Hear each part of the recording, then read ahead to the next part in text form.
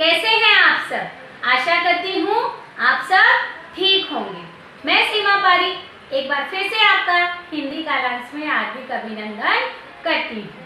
जैसा कि आपको याद होगा कि पिछली कालांश में हमने क्या किया था, याद है आपको? पिछली कालांश में जिन प्रकरणों से हम परिचित थे उनसे संबंधित प्रश्नोत्तर हमने किए थे और कुछ को मैंने आपको गृह कार्य के रूप में दिया था। आशा करती हूँ आपने अपना गृह कार्य भी कर लिया होगा। आज की कालांश में हम श्रुतलेख से संबंधित एक अभ्यास पत्र है यानी कार्यक पत्रक संख्या 5.5 है, वो हम करेंगे। उसमें करना क्या है, सबसे पहले मैं एक कविता आपको गाकर सुनाऊंगी और आपको उस कार्यक पत्रक संख्या में वो कविता को सुंदर सुंदर अक्षरों के रूप में लिखते जाना है। श्रुतलेख के रूप में आपको लिखना रहेगा कि आपकी कितनी मात्रा शुद्धि होती है और कितनी नहीं। इसके बाद में हमारी जो कार्यक पत्रक संख्या 5.6 है उसको आपको घर पर अपने माता पिता के साथ में उस पर चर्चा करनी है और जो 5.7 है उसमें अनुच्छेद के रूप में आपको कुछ लिखना रहेगा। तो बच्चों सबसे पहले इनके ऊपर हम चर्चा करें उससे पहले मैं आपको कुछ पृष्ठ दिखाऊंगी बारी बारी से। जैसे पहला हमारा श्रुतलेख से संबंधित है कार्यक पत्रक संख्या, तो पहले हम कार्यक पत्रक संख्या 5.5 करेंगे और एक सुंदर सी कविता जो चिड़िया के ऊपर मैंने बनाई है वो आपको कार्यक पत्रक संख्या में लिखते जाना है। तो तैयार हैं आप?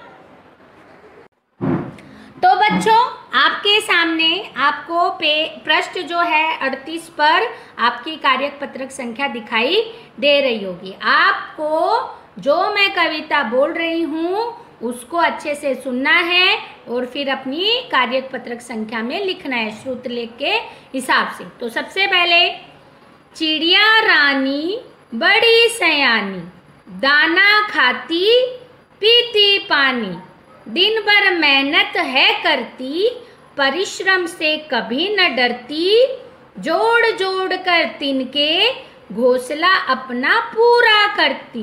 तो बच्चों मैं एक बार फिर से दोहरा रही हूँ, चिड़िया रानी बड़ी सयानी, दाना खाती पीती पानी, दिन भर मेहनत है करती, परिश्रम से कभी न डरती, जोड़ जोड़ कर तिनके घोंसला अपना पूरा करती।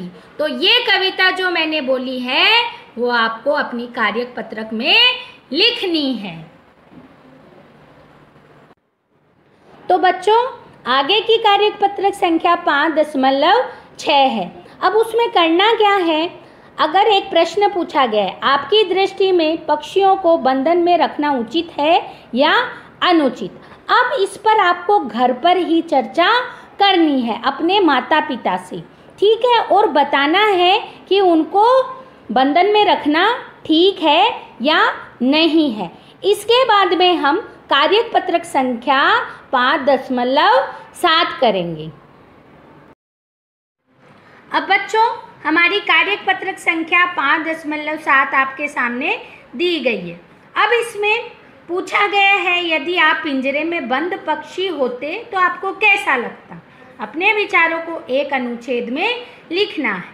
तो कुछ जो पंक्तियां हैं मैंने यहाँ पर लिखी है। तो सबसे पहले आपको देखना है, अगर मैं पिंजरे में बंद पक्षी होता तो मुझे बिल्कुल अच्छा नहीं लगता, मैं पिंजरे में खुश नहीं रह पाता, मेरी भूख प्यास सब मिट जाती, मैं उड़ने की गति भूल जाता, मैं स्वतंत्र रूप से अपने मनपसंद फल नहीं खा सकता और मेरी सब इच्छाएं खत्म हो जाती। ये आपको अपनी कार्यक पत्रक संख्या में अनुच्छेद के रूप में लिखना है, सुंदर सुंदर अक्षरों में आपको लिखना है। तो बच्चों अभी हमने हमारी जो कार्य पुस्तिका की कार्यक पत्रक संख्या 5.5, 5.6 और 5.7 की। 5.5 में हमने क्या किया उसको आपको अच्छे से समझना है और उसको श्रुतलेख के रूप में लिखना है।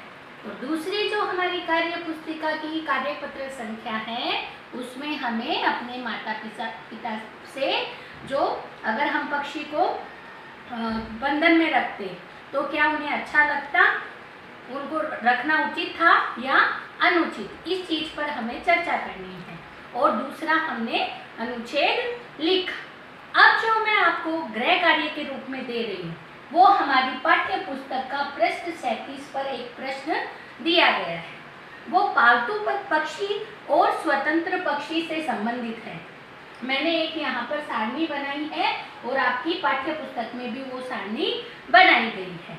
अब करना क्या है आप लोगों को गृह कार्य के रूप में, जैसे पालतू पक्षी है उसका व्यवहार कैसा होता है। अगर हम किसी पक्षी को पालते हैं घर पे, जैसे तोता पाला हमने, तो उसका व्यवहार कैसा होगा अगर उसको पिंजरे में रखेंगे, और उसका खान पान क्या होगा, वो हमें इस सारणी में लिखना है।